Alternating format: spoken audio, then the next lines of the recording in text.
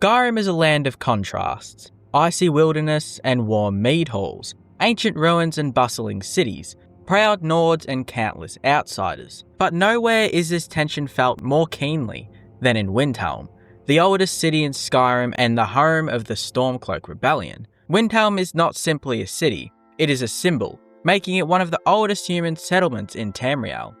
Its walls are ancient, its halls are heavy with history, yet for all its grandeur, Windhelm is not a city united by its legacy. Instead, it is a city defined by fracture. Its people are divided by race, its leadership is divided by war, and its streets are divided by crime. And even its architecture, old and crumbling, seems to speak of a city that is slowly falling apart under the weight of its own history. In every way that matters, Windhelm might be the most fractured town in all of Skyrim. To understand Windhelm's fractured state, one must begin with its history. The city was founded by the legendary Nord hero who led the first human settlers from Atmora. The very stones of Windhelm are said to have been laid in his time, making it a living relic of Skyrim's earliest days.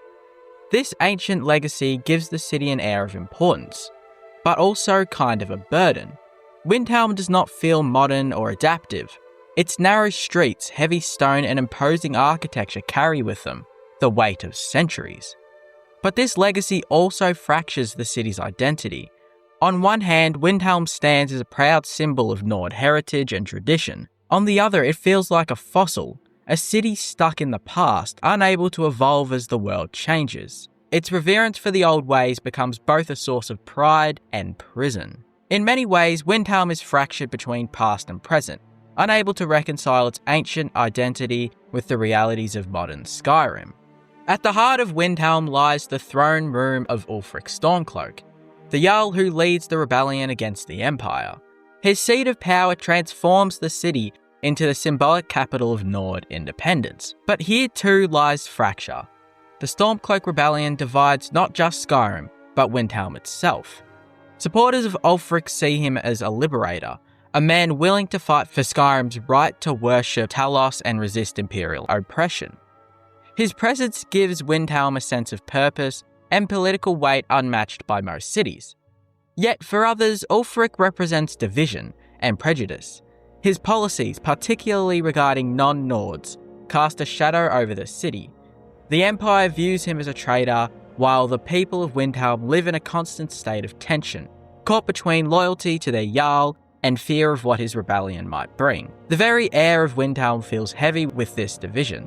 To walk its streets is to feel a city bracing for war, fractured not just politically, but in spirit. Perhaps the most infamous fracture in Windhelm is found in the Grey Quarter, the section of the city where Dunmar immigrants are forced to live. After the eruption of Red Mountain devastated Morrowind, countless dark elves fled their homeland and settled in Skyrim. Many found refuge in Windhelm only to be shunted into a segregated district. Here they live in poverty, discrimination pressing down on them from all sides. The very name Grey Quarter speaks volumes. It is not even afforded a proper title, but rather a label that reduces its inhabitants to outsiders. The Dunmar here speak openly of the prejudice they endure, Nords refusing them jobs, landlords neglecting their homes, and guards harassing them. This fracture is not hidden, it is embedded into the very layout of the city. To explore Windhelm is to confront a literal division between races, a physical manifestation of the cultural fault lines that run through Skyrim. In the Grey Quarter, Windhelm reveals itself as a city unable to embrace its diversity, fractured deeply between Nords and the outsiders. Beyond politics and prejudice, Windhelm is also fractured by fear. The Blood on Ice quest reveals a darker side of the city, as the Dragonborn investigates a series of gruesome murders. A serial killer known as the Butcher stalks the streets at night, leaving corpses behind in alleys and homes. What makes this chilling storyline so effective is that it feels entirely plausible within Windhelm's fractured atmosphere. This is not a city where neighbours trust one another, or where community binds people together like in Whiterun. It is a city of suspicion, where mistrust and secrecy fester. The murderers become a symbol of Windhelm's deepest sickness.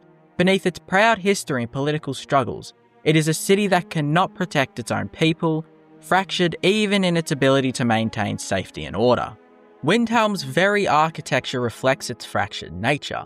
The city is a labyrinth of narrow, icy streets divided into distinct quarters. Its ancient stone walls feel less like protection and more like prison walls, cutting off sections of the city from one another. Snow gathers in piles, unshoveled and uncaring, as though the city itself has given up on warmth. Where Whiterun feels open and communal, Windhelm feels claustrophobic and divided. The Grey Quarter is cramped and neglected.